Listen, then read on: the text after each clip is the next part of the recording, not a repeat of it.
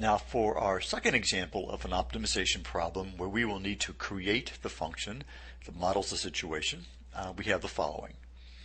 We're told that a farmer plans to fence in some pasture ground in a rectangular area. He has 500 feet of total fencing to make all four sides.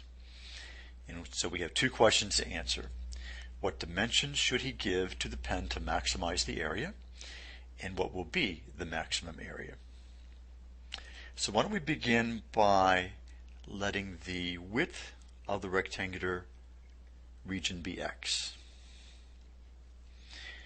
So we next need to come up with an expression for the length involving x.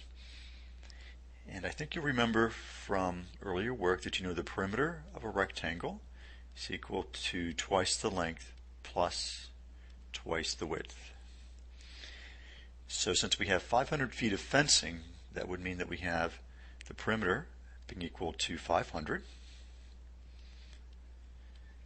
And since we've let the width be represented by x, we'll then have 500 is equal to 2L plus 2x. So what we need to do now is to solve the equation for L. So let's subtract 2x from each member.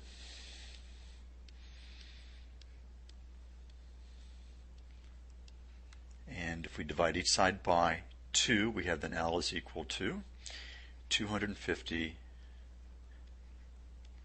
minus x. So we'll next label the length of the rectangle in the diagram as 250 then minus x.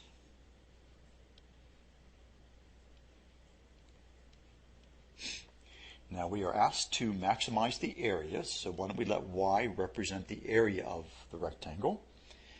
So then we can create the function that we need here. And you know that the area of a rectangle is equal to length times width, so then we're going to have x times the quantity 250 minus x. So that then is the function that will model this particular situation. Now if we multiply out on the right hand side, we will have y is equal to 250x minus x squared. And let's put the right side in standard form. So we have then y is equal to negative x squared plus 250 times x. Now you can see, because the coefficient of the squared term is negative, that the graph of this function will be a parabola that opens down.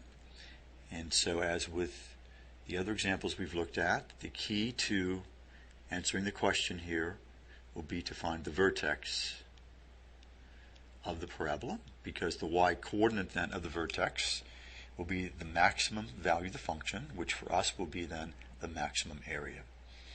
So to do that, we'll first find the x-coordinate of the vertex, which you remember is equal to negative b all over 2a. And so our b value is 250, so we have negative 250 divided by 2 times negative 1. And if we simplify that, that will turn out to be 125. So that would be then the width of the rectangular region.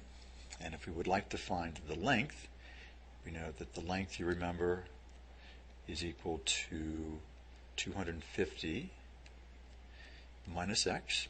So for us, that will be 250 minus 125, which yields in 125. Now if we wanted to find the maximum area, what we can do is find then the y-coordinate of the vertex. And remember, all we need to do is to substitute the x value that we found of 125 into the function. So we have y then is equal to negative the quantity 125 squared plus 250 times 125. And simplifying that, that will turn out to be 15,625. So we now have all the information we need to answer the two questions that were posed by the problem. So what we'll do next is to answer those two questions by writing a sentence.